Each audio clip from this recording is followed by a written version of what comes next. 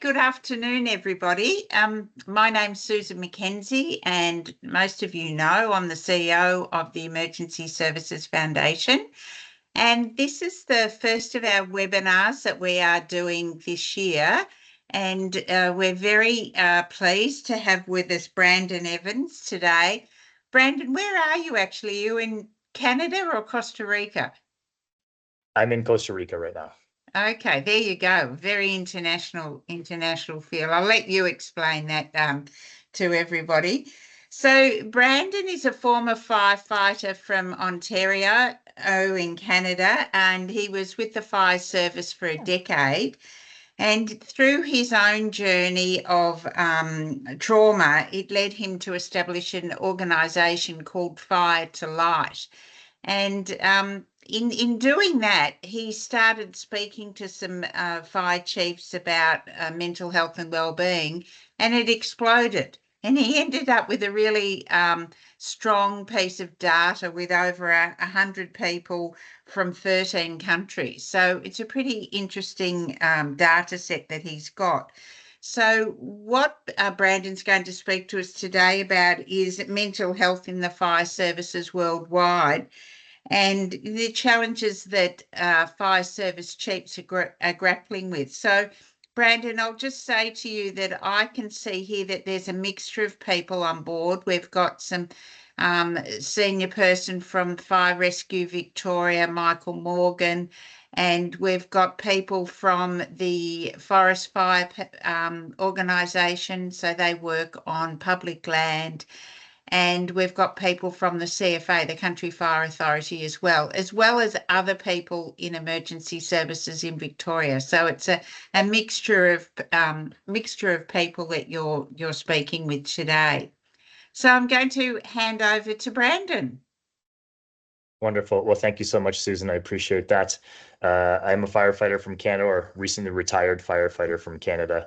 So as Susan explained, I went through my own critical incident stress as a firefighter. So after going through my own critical incident stress, I started to put these pieces together of Fire to Light, focusing on a preventative side and creating a mental fitness program for firefighters. And as Susan mentioned, one thing led to a next. I thought I would interview a few chiefs in Canada, maybe a couple in the States, and I ended up interviewing over 100 chiefs and leaders on 5 different continents who represent more than 1.3 million firefighters globally. So I want to share a lot of the data that we learned today. I want to talk about the current state of mental health in the fire service from what we learned in that research. I want to talk about 3 of the major challenges the fire service is facing in relation to mental health. We're going to share a lot of research and data points. And I also want to get into some tools and strategies that we found. So we learned a lot of all of the things mental health related, and we learned some really unique things that departments are doing that are really seeing the improvement in the mental health of their firefighters. So I'm just going to dive right in. I'll put a quick map up here for you. You can kind of see some of the countries and places around the world where we were able to interview these chiefs and leaders, which was quite surprising to me, even now, just looking at it from where I started a year and a half, almost 2 years ago. Some things that we learn about the current state of mental health in the fire service when we were going through our research. So what we know is that as a first responder, we'll experience somewhere between 100 to even over 900 traumatic events within our career. There's a lot of variables there based on the size of department, your location, where you're from. But we know that we experience more than the average person in the general population. So we learned that the average person in the general population will experience somewhere between 3 to 4 traumatic events within our career. I think it's really important to look at anything from as number of different perspectives as we can. So what this means for firefighters and first responders is that we will experience somewhere between roughly 1,000 to over 25,000% more trauma in our career than the average person in the general population does in their lifetime. So it kind of shifts perspectives when we look at it from a percentage perspective versus just a couple of numbers. We know we experience more, and this just kind of adds to that. We are learning when we looked at suicide rates of firefighters, the numbers don't really seem to be rising too steeply, nor do they seem to be dropping. It almost seems that they've plateaued. We know that they are higher than the average person in the general population. But it is a bit concerning that the numbers don't seem to be dropping. There's a lot more data around general population. Those numbers specifically around males between 20 to 45 years old in a number of countries, including Australia, those seem to be on the rise. And so as we mirror the general populations, these are just things to be aware of as we look at mental health of our firefighters and what are we doing from a preventative perspective and a preventative lens. What we did learn in our research was that 64% of the departments that we interviewed are seeing an increase of firefighters who are going on leave, with the majority of those departments seeing psychological injury starting to surpass that of musculoskeletal for the reason those firefighters are going off on leave. We know many places around the world are experiencing retention and recruitment issues. So this may not be happening exactly where you are, or it might. This was a global research study that we conducted. And we know that we are really lacking in training when it comes to mental health. And we're going to dive into that piece in just a moment. So if I were to sum up the current state of mental health in the fire service based on the research that we conducted, it would have to be twofold. So on one hand, we do need to wake up both to what we are and what we aren't doing for the health of our firefighters. It does seem that based on what I've seen, we are in the midst of burnout. It's not upon us. We are living burnout within the fire service. We are seeing a rise in call volume happen almost everywhere around the world. So we are enhancing and increasing our exposure to traumatic events and the potential of firefighters going off due to traumatic injuries or psychological injuries. And we are continuing to see firefighters die by suicide, which is alarming. As a firefighter who has lost fellow firefighters, it's something that I'm not willing to stand by and just watch these things continue to happen.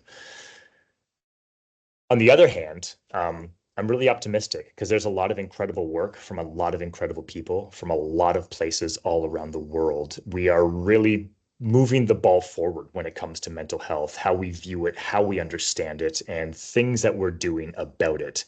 I did have the opportunity to speak with the past United States Fire Administrator, Dr. Lori Moore Merrill.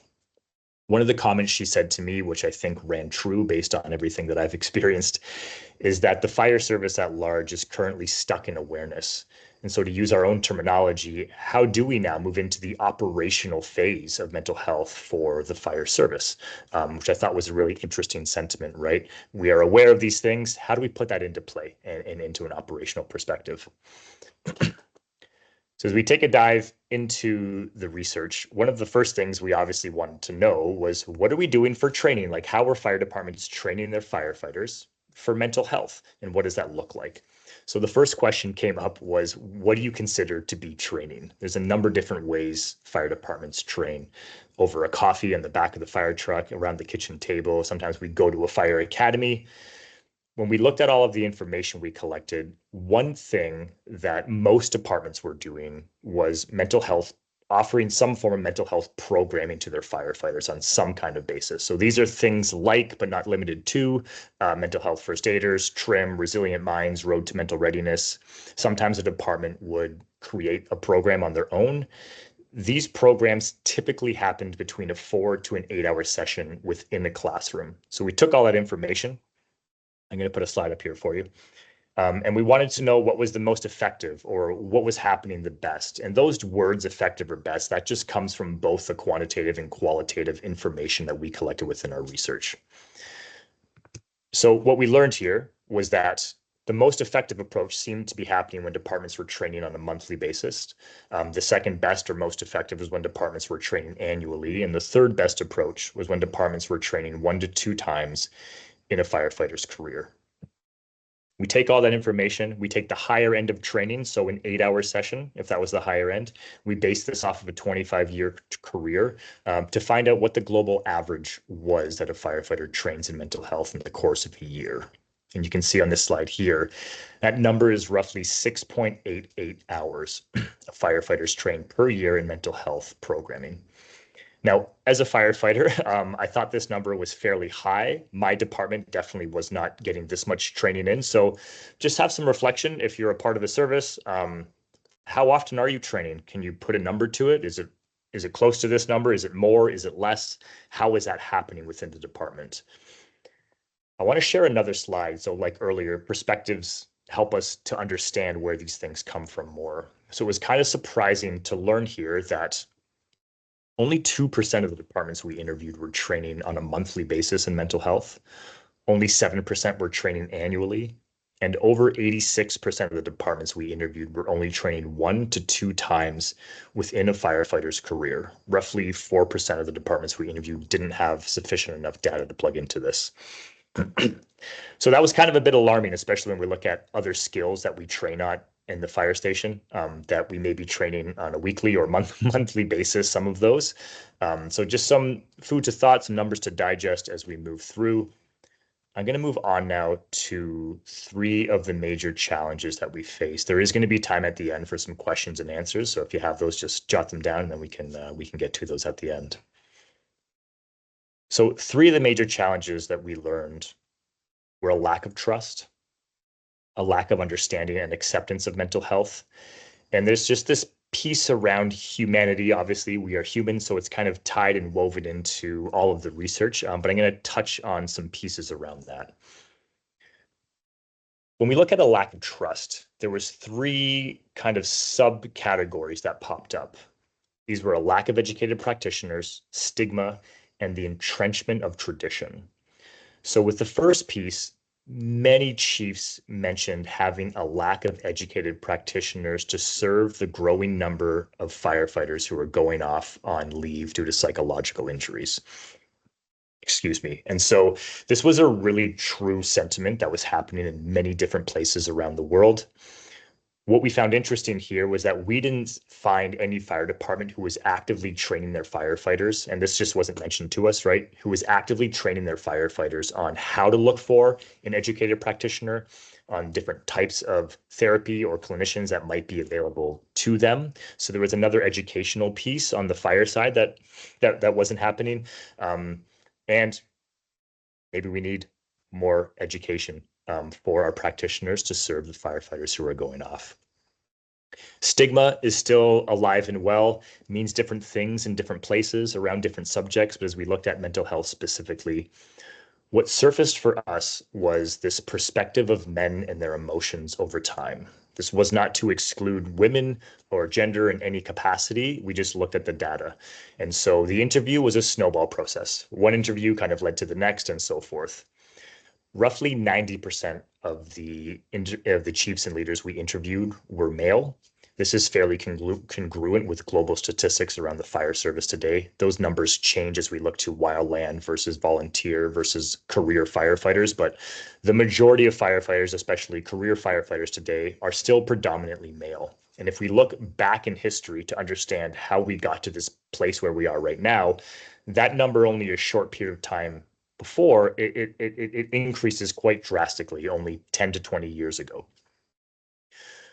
What happened in one of the last questions we asked these chiefs and leaders in response to their experience with firefighter PTSD and firefighter suicide was that there was a number of male chiefs who mentioned never having seen their fathers cry before.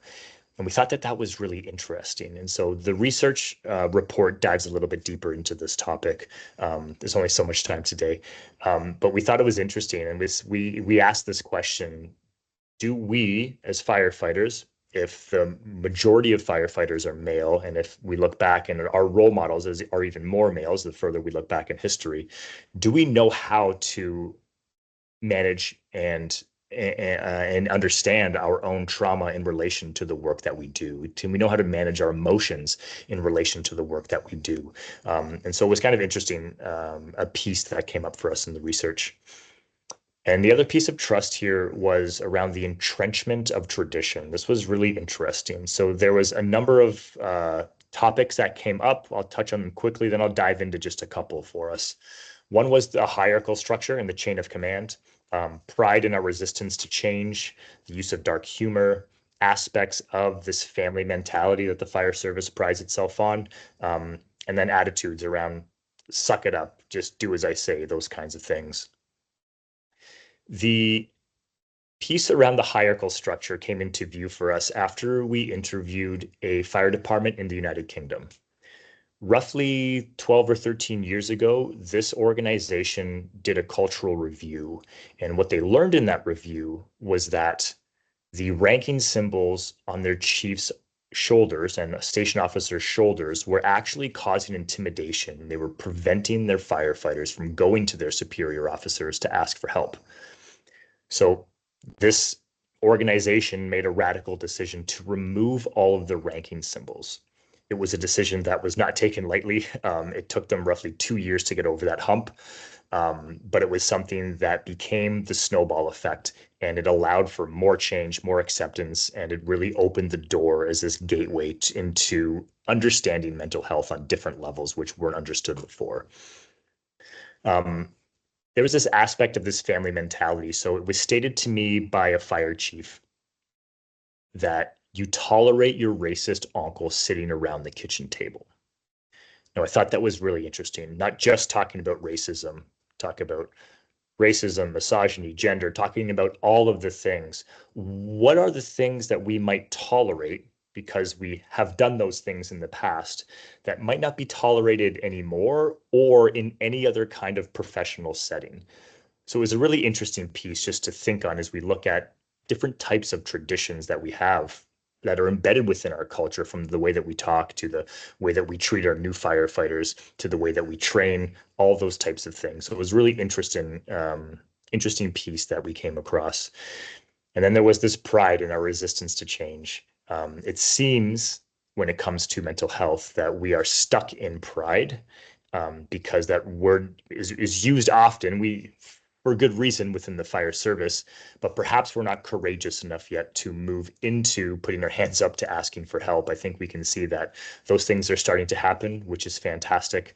And so if we can just keep that ball rolling, keep helping to shift the culture, it looks like the horizons are here for us. And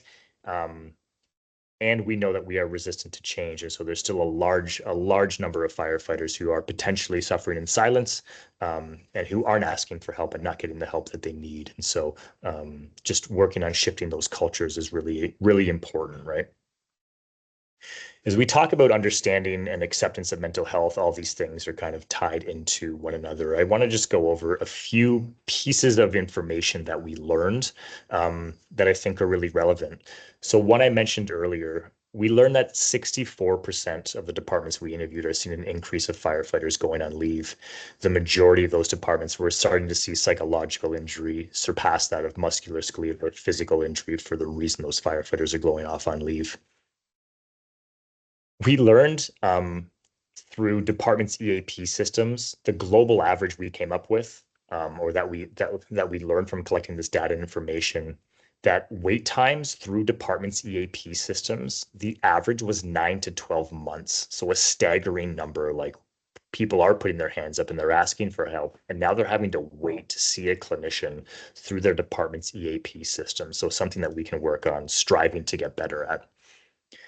We learned that less than 2% of fire departments have a dedicated chief of wellness, chief of behavioral health, chief of mental health, whatever that label was. It's typically tied to a deputy or a platoon chief's list of responsibilities. And budgets are obviously a thing. We're not saying this is right or this is wrong. These are just an observation that we made with our research as we looked at the understanding and acceptance of mental health. An interesting piece that we learned, this is tied to trust as well, is that we noticed that departments that had clinicians or psychologists on staff seemed to be showing more improvement in terms of mental health of their firefighters. Only 17% of the departments we interviewed had clinicians on staff. So again, this could be a budgetary concern for you. However, this is really showing to show improvements and to build trust between practitioners or clinicians and where firefighters currently are as we look at mental health and those potential fears around putting their hands up to ask for help. So humanity is obviously tied to everything we do, being humans.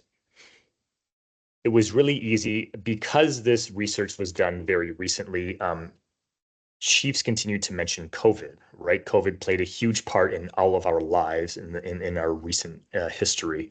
There was a lot of policies and procedures that showed up on a lot of fire station tables all around the world. And some of those maybe seem to cater to some people, but not other people. And so it was really interesting to understand how policies and procedures, do they view the uniform or do they view the person behind the uniform? And what strides are we making as industry leaders to ensure that our policies are meeting our people for who they are, regardless of the uniform that they're wearing, but they're meeting the people behind the uniform. Another piece that's tied to humanity, I wanted to know, should I say, what do we spend as an industry on preventative mental health? No fire department could give me that specific budget line item, but what they could give me was the budgets they were spending on wellness. So I started to collect that information, not sure what I would do with it. What surfaced early on in the interviews as chiefs were responding to the increase of firefighters going off on leave and what they were doing about that, overtime came up. A lot of departments are seeing an increase in overtime. And leaders started sharing with me their overtime budgets. And so I started collecting overtime budgets and I started collecting wellness budgets, and I couldn't help but find a correlation between the two. So I'm going to share a graph with you here, and I'll just talk my way through it as it pops up. Here's what we learned, was that the global average that fire departments spend on entire wellness for their organizations is 0.7% of their overall operating budget. The global average that departments spend on overtime is 3.8% of their overall operating budget. So you can see here that we spend roughly 438% more on overtime than we do on wellness. And so this begs some questions. Could we just steal a few of those percentage points to put it into wellness or new fire trucks or equipment, wherever that lack of funding was? There's obviously staffing requirements that we have to staff these trucks. So part of this is that there's a lot of departments that are spending over budget on overtime because we have to staff trucks. So we're willing to spend money that we potentially didn't have at the beginning of the year to staff those trucks. The more we dove into the health aspect and said, well, what's the health impact of firefighters working overtime? And so what we learned was that the World Health Organization, years ago, I believe it was 2007, deemed shift work a carcinogen because of the detrimental impact that it has on our circadian rhythm. So what happens physically in our bodies when we're up late at night versus moving with the sun, if you will. Sleep deprivation is a huge topic in the fire service right now. So the impact that overtime has as we continue to work, it has a great impact on firefighters or on fire departments, and it starts to cost a lot of money outside of the mental, physical, emotional, and spiritual impact that it has on those firefighters. And so it was an interesting correlation that came up as we move through our research. What we did find, which was quite interesting, was a fire department who has kind of flipped the switch. So they fit into that category where so the department had roughly 600 firefighters, and they spent roughly $3 million per year on overtime backfilling insurance payouts. This department experienced a catastrophic injury after a mandatory physical test. So annual mandatory physical test, firefighter went into cardiac arrest. They stopped what they were doing and they did a complete revamp of their wellness, whatever they were doing for wellness. So they started a wellness division, they hired an external third party. Today, this department spends 128% more on wellness than the average fire department does. So it's still 2.5% or less than 2.5% of their overall operating budget. They have an in-house clinic, fully staffed, led by an MD, and have all kinds of clinicians. They focus on total health, from physical to mental, emotional. They have neurofeedback specialists on staff. And it's an example of a department that has flipped the switch and started to invest upfront in the firefighters' health and wellness. Really fascinating stuff. I'm going to dive into this a little bit more. So it's a fair bit of information and data that I've shared there so far. I am going to move into now some tools and strategies that we learned because some of these were really interesting. Some of them you may be doing. I just want you to be kind of open in terms of absorbing this information and what it means. They are all kind of correlated and all linked together. But I'm going to put them all up on the screen and then we're going to focus on each one of them. So there's 5 tools and strategies. Put a slide up here. So they're prevention, broader thinking, treating your fire department like a professional sports team. We'll touch on that one for sure. Storytelling, and then consistency. The first two, prevention and broader thinking, kind of go hand in hand. So when we think of prevention, a lot of departments' perception of this is ensuring that we have things like peer support system teams, EAP systems, clinicians in place for when trauma arises for the firefighters, which is a part of prevention, ensuring that that's in place. What we found unique about some departments was that they were taking it a step further.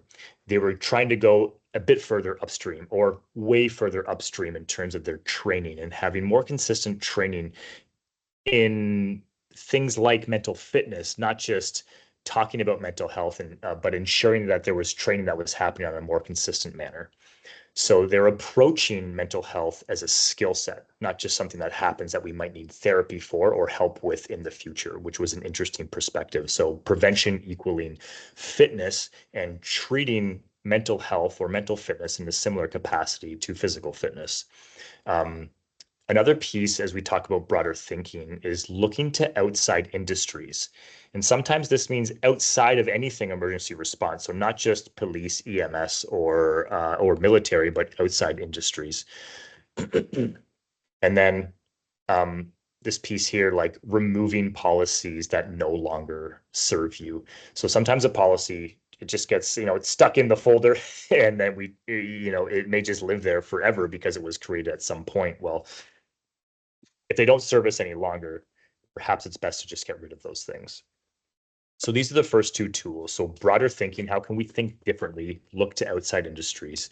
And then what does prevention look like? Not just ensuring people are in place, but how are we training our firefighters operationally for this skill set around resilience and mental health? So the third tool is treating your fire department like a professional sports team.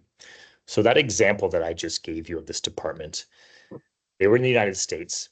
They actually ended up hiring an ex-trainer from the Denver Broncos, so for an American football team trainer. When he came into the department, his observations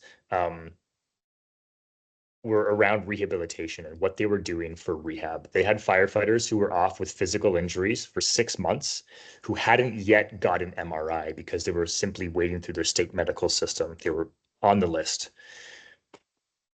He said, with a pro sports team, we don't do that. He goes, it's costing you more money to have that firefighter off on leave. So this is why they worked towards creating their own in-house clinic. They now send those firefighters to private clinics because it costs less money than it does to go through their own state medical systems.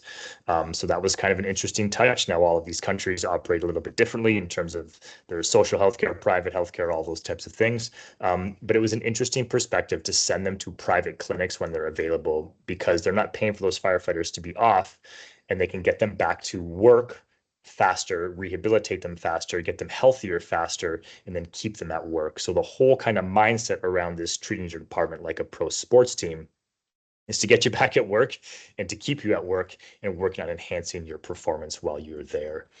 We also saw this with the fire department that this was Staffordshire in the United Kingdom that took the ranking symbols away.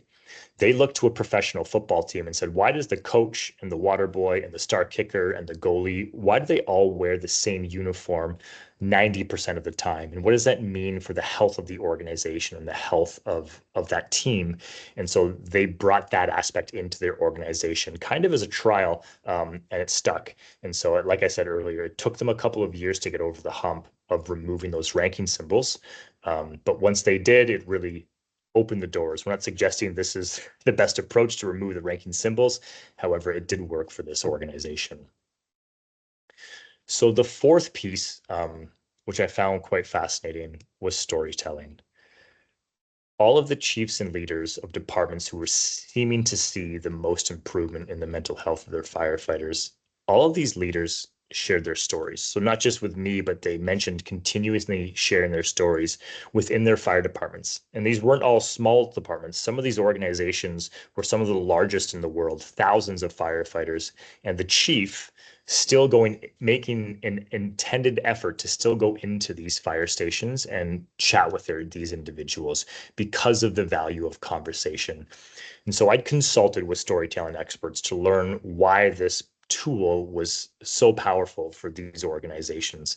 And they said it's because storytelling is contagious. You share a piece of your story, someone else wants to share a piece of theirs. And it's through story that it kind of opens ourselves up and allows us to see other parts of ourselves that we didn't know existed before.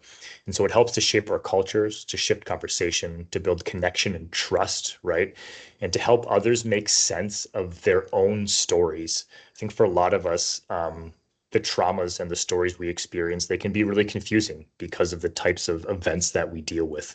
And so when others are able to articulate that in ways that we aren't able to, it kind of opens a window and allows us to move into a new place of acceptance of what's happened with us and what's happening within us. So it was an interesting piece. The last tool, which may or may not seem like a tool to you, but personally, maybe it's my own biased opinion. I think it's the most important. It's consistency, right? When we learn that over 86% of departments globally were training only 1 to 2 times in some form of mental health program over the course of a firefighter's career, that was a bit of a shocker. Like, what are we doing consistently for the health of our firefighters? How are we teaching them to build resilience? Are we just saying you need to be more resilient, or are we teaching and giving them tools of resilience?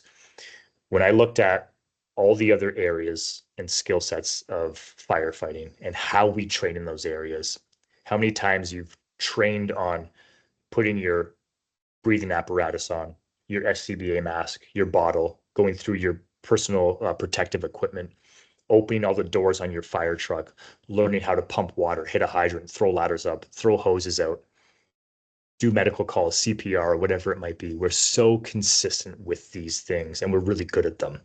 And so consistency was the number one piece, not falling off after a program has come out and nothing happens for the next 3 or 5 years, which is fairly typical, but being consistent with your messaging, with your delivery, with your training, and seeing how the conversation starts to evolve from there.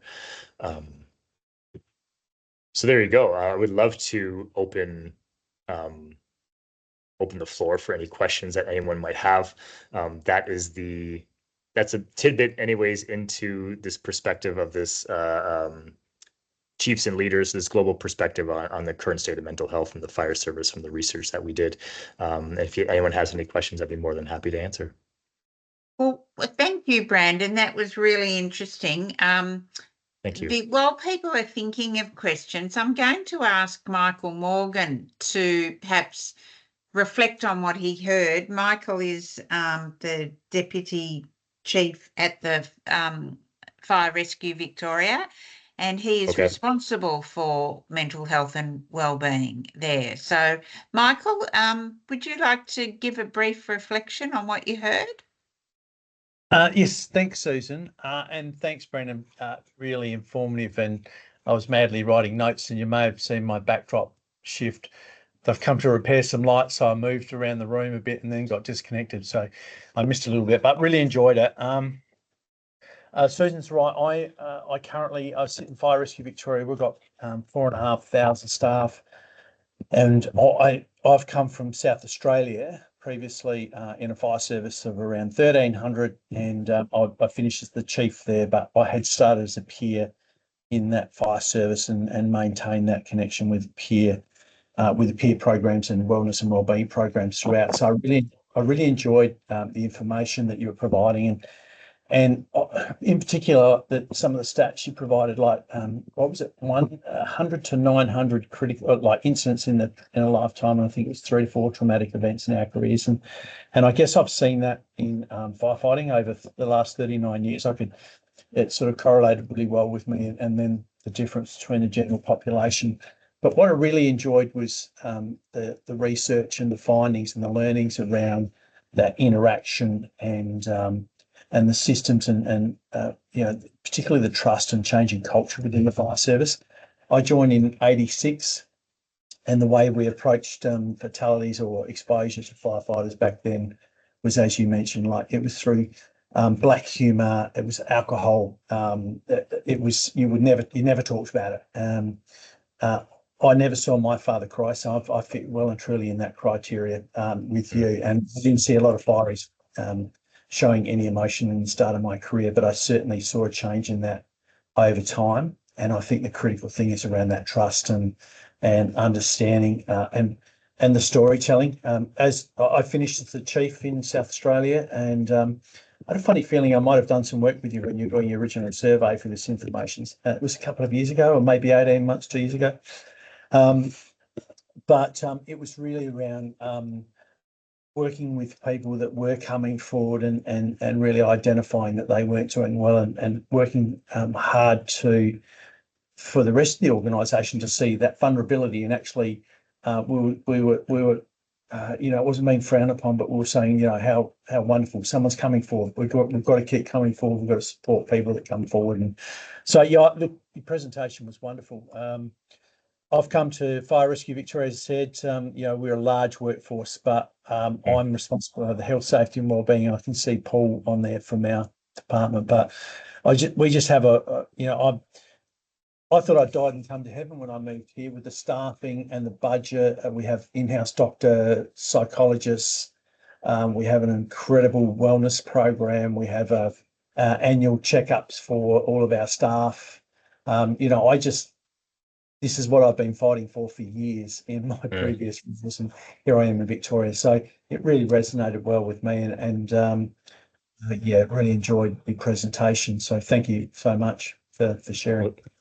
Yeah, you're welcome. Thank you. So, Gianni, Christine, you've got a question. Thank you so much, Brendan. Christina Williams from 000 Vic. I'm just curious with the, I guess those 4 areas that you've reflected as being the pieces that created the biggest difference for the organisations that you interviewed. Was the advice from those organisations that any particular tool or strategy should be started, I guess, first as a foundation, or they all should be worked on at the same time? I guess, was there any insights to how, say, an organisation would start with those findings? Yeah, so thank you for the question. As I reflect on this, all of the organizations that I mentioned that seem to be leading the charge, if you will, none of it obviously happened overnight. It was little pieces that came one at a time. There was a lot of trial and error. They've all gone through copious amounts of different types of mental health programs, different types of training, things that worked. They found out what didn't work. There's a lot of conversation around making things mandatory versus making things voluntary. And so they're all very unique in how they trained. The biggest piece was consistency. They were consistent with some kind of messaging, some kind of training, some kind of initiative that was coming up. They didn't just stop. A lot of departments have just checked the box, right? And I would say all these programs have incredible amount of information and education, but when you never revisit it, it's hard to reflect on it. And so the consistency is the biggest piece. There definitely are examples of departments where it seems like there's a magical unicorn and the stars align, where you have a leader, a team, so a healthy peer support team, as well as union and council. So most places aren't state run, they are municipal run in other areas of the world. And so you have a lot of different, there's layers of government upon layers of government, as you all know, which make things extremely challenging. And all it takes is one of those players to start butting heads, and it becomes extremely frustrating for everybody. And so, it's having some leader to continue to push forward and continue to do something and not just stop after one initiative. So I don't know if that answered your question. There was no like one magical thing, like just do this and it's going to solve everyone's problems. If I could say there was one magical thing, it's just being consistent, being willing to fail. All these departments had mentioned trying this and trying that. They weren't sure what worked. None of them seemed to be too caught up on this. Was kind of important because a lot of chiefs seem to be really focused on, well, how do I spend taxpayers' money if I don't know how effective this mental health program is going to be? How do we measure the effectiveness of this program? And some of the departments that are really leading the charge, if I had to put them in the upper echelon, they had zero focus on how do we measure this thing. The whole mindset was this is going to help somebody, so we can't not put it in place. Let's just try it. And now they're able to go back after 12, 15 years and start to put those metrics together. They have massive data sets now where they can go backwards and start to look at those things. And so I hope that I answered your question there. Oh, that was fantastic. Thank you for those insights. Thank you. So I was just wondering if somebody from CFA who's online, and I can see you're there, Luke, so I don't want to put you on the spot, but I know you're very articulate, whether or not you'd like to reflect. Thanks, Susan. Yeah, don't put me on the spot, but say nice things about me just to just make it.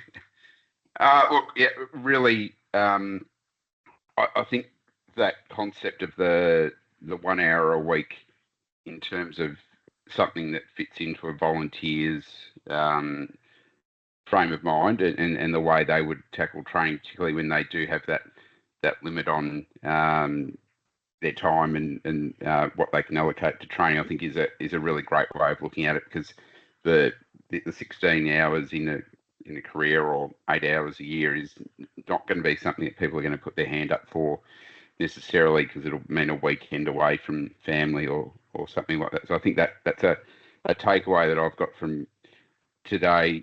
I suppose that is a question in terms of that challenge of where does this fit in? The argument about people saying, no, we can't do that because we've already got so much on the schedule.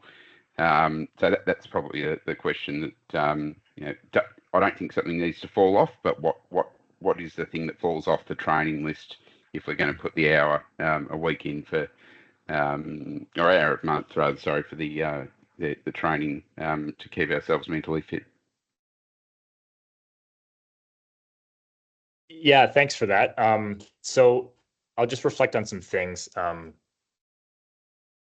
One of a really effective strategy that we learned out of Colorado is, most departments take advantage. It's a bit more challenging with volunteers, right? But they take advantage of having the TVs in their fire stations, and they do live broadcasts over those TVs. Sometimes those things are set up as like a marketing initiative. So what kind of information are we putting across those TVs? How can we leverage those? If you do have consistent meetings, so as a volunteer, do you meet once a week to go over truck checks?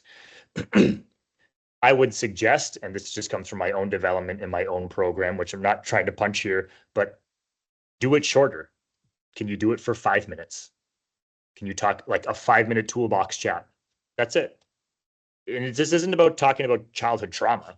This is just like explore meditation, explore breath work, explore stretching, explore mindfulness. There's so many tools. A quick Google search can go a long way. If we can be consistent with those kinds of initiatives, super quick drip content, that's a lot easier to digest than, hey, who wants to show up on a Sunday for an hour or 4-hour session? As a larger urban department, okay, can we afford to take crews off duty to bring them to training, to run them through, backfill those positions? It's extensive. And so if we can throw in shorter mental fitness drills in a shorter capacity, perhaps that's an idea where we can actually digest a lot more information that will be useful and people will actually start to do because it's so smaller to digest, versus I'm going to sit you down in a room. I have all kinds of certificates from being a firefighter. I was on a hazardous materials team. If you put me on a test right now to try and answer some of those questions, it might be challenging because of that 3-day seminar I had to sit for, or training session. So just some food for thought, right? We're really good at hitting hydrants because we do it consistently. I've put my SCBA pack on hundreds of times. So, and it only takes a minute. That's exactly what Matt Johnson has done in Vancouver with the program that he started. And it is a weekly program, you know, that people do over a period of time. And they have had huge response to that, you know, huge involvement in that program. It's really good. What about someone from Forest Fire Management? Does anybody there got a reflection?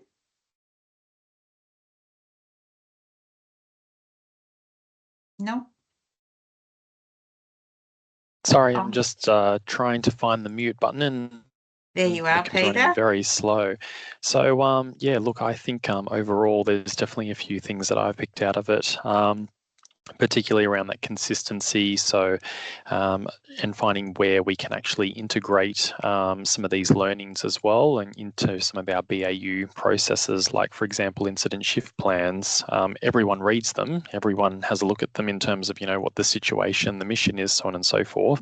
But again, adopting in a wellness perspective around, you know, considerations around wellness.